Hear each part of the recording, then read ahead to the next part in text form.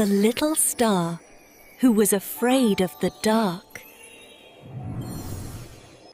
छोटा तारा जो अंधेरे से डरता था।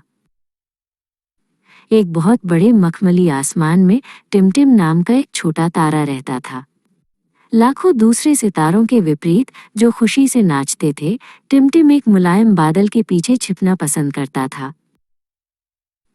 हर बार जब रात होती, दुनिया को अंधेरे में ढक लेती, तो टिमटिम का दिल कांपने लगता। कितना अंधेरा है, वो फुसफुसाता। मैं यहाँ बहुत छोटा और अकेला महसूस करता हूँ। अचानक दो चमकीले जुड़वां तारे, चमक और दमक, उसके पास से गुजरे। तुम क्यों छिपे हो टिमटिम? चमक ने शरारत से चक्कर लगाते हुए पूछा।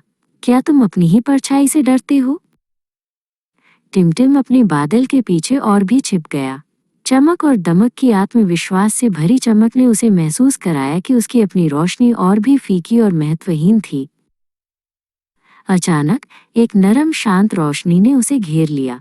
वो चंदा मामा थे। उनकी आवाज रात की हवा की फुसफुसाहट की तरह कोमल ने पूछा, तुम्हारी रोशनी इतनी फीकी क्यों है छोटे टिमटिम? कांपती हुई आवाज में टिमटिम ने स्वीकार किया, मुझे अंधेरे से डर लगता है मामा। आसमान बहुत बड़ा और खाली है। मुझे डर है कि मैं खो जाऊंगा और अकेला रह जाऊंगा। चंदा मामा बुद्धिमानी से मुस्कुराए। अंधेरा खाली नहीं है टिमटिम, यह उन अजूबों से भरा है जिन्हें केवल तभी देखा जा सकता है जब रोशनी न हो। ये अंधेरा ही है जो तुम्हारी रोशनी को खास बनाता है। आओ, मेरे पीछे आओ, चंदा मामा ने अपनी झिलमिलाती चांदी की चादर फैलाते हुए कहा। मैं तुम्हें कुछ दिखाना चाहता हूँ। टिमटिम झिझका, लेकिन फिर भी उसने चंदा मामा की चांदी की चादर का किनारा पकड़ लिया। वे शांत ब्रह्मांड में चुपचाप तैरते रहे, आकाशगंगाओं के पास से गुजरते हुए जो विशाल फिरकी की तरह घूम रही थी। चंदा मामा ने नीचे नीले हरे पृथ्वी की ओर इशारा किया। नीचे उस जंगल को देखो टिमटिम। नीचे एक उल्लू ने अपनी बड़ी गोल आंखें खोली। वो अंधेरे से नहीं डरता था। उल्लू के लिए रात खेलने और शिकार करने का समय था। एक घास के मैदान में हजारों जुगनू नाच रहे थे। उनकी छोटी छोटी बत्तियां टिमटिमा रही थीं। अगर सूरज अभी भी चमक रहा होता तो उनकी रोशनी इतनी सुंदर नहीं लगती, चंदा मामा ने फुसफुसाया। टिमटिम ने सोचा, शायद अंधेरा सिर्फ खालीपन और डर नहीं था। शायद अंधेरा कुछ रोशनी के लिए एक विशेष मंच था, जैसे जुगनू और उसकी अपनी रोशनी। अंत में वे एक शांत शहर में एक छोटे से घर के ऊपर रुक गए। खिड़की में एक छोटी लड़की दिखाई दे रही थी।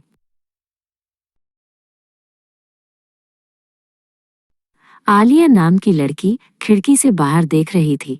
उसका चेहरा शीशे से सटा हुआ था और उसकी आंखें चिंता से आसमान को देख रही थीं। उसके बेडरूम की दीवार पर एक पेड़ की टहनी की डरावनी परछाई थी। आलिया भी अंधेरे से थोड़ा डरती है, चंदा मामा ने फुसफुसाया। हर रात वो आसमान में एक दोस्त सितारे को खोजने की उम्मीद में देखती है जो उसका दोस्त बने। टिमटिम ने आलिया के उम्मीद भरे चेहरे को देखा। उसने महसूस किया कि आलिया सबसे बड़े या सबसे चमकीले तारे की तलाश नहीं कर रही थी। वो बस एक दोस्त की तलाश में थी जो अंधेरे में उसका साथ दे। अचानक एक मोटा भूरा बादल चंदा मामा को ढकने लगा। उनकी कोमल रोशनी फीकी पड़ गई और आलिया के कमरे में परछाई और भी बड़ी और डरावनी हो गई। आलिया ने हाँफते हुए कहा। वो और भी डरी हुई लग रही थी। टिमटिम को एहसास हुआ कि ये उसका पल था। उसका अपना डर आलिया की रोशनी की जरूरत से कम महत्वपूर्ण था। नए पाए गए साहस के साथ टिमटिम ने चंदा मामा की चादर छोड़ दी। वो खुले आसमान के केंद्र में सीधे आलिया की खिड़की के ऊपर तैर गया।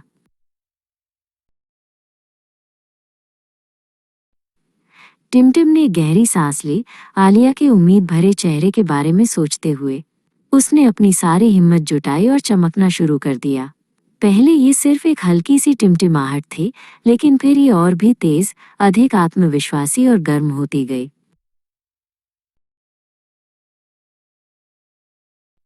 उसकी रोशनी ने अंधेरे को चीर दिया और आलिया की खिड़की में चमक गई।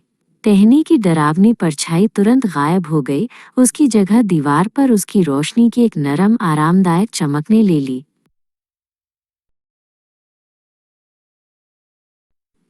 नीचे आलिया का चिंतित चेहरा राहत की एक चमकदार मुस्कान में बदल गया। वहाँ है, मेरा सितारा, उसने खुशी से फुसफुसाया। आलिया की मुस्कान सबसे गर्म रोशनी थी जिसे टिमटिम ने कभी महसूस किया था। उस रात के बाद टिमटिम फिर कभी अंधेरे से नहीं डरा। वो टिमटिम था, संरक्षक सितारा। उसने महसूस किया कि अंधेरा डरने की चीज नहीं है, बल्कि एक कैनवस है जो उसकी रोशनी को सबसे तेज चमकने देता है।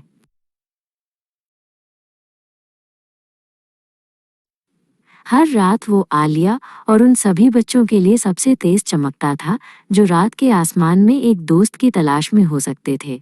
कभी कभी वो दूर चमक और दमक को देखता और वे अब उसे चिढ़ाते नहीं थे, बल्कि प्रशंसा से उसे देखते थे।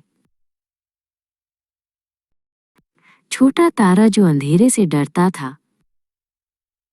एक बहुत बड़े मखमली आसमान में टिमटिम नाम का एक छोटा तारा रहता था। लाखों दूसरे सितारों के विपरीत जो खुशी से नाचते थे, टिमटिम एक मुलायम बादल के पीछे छिपना पसंद करता था। हर बार जब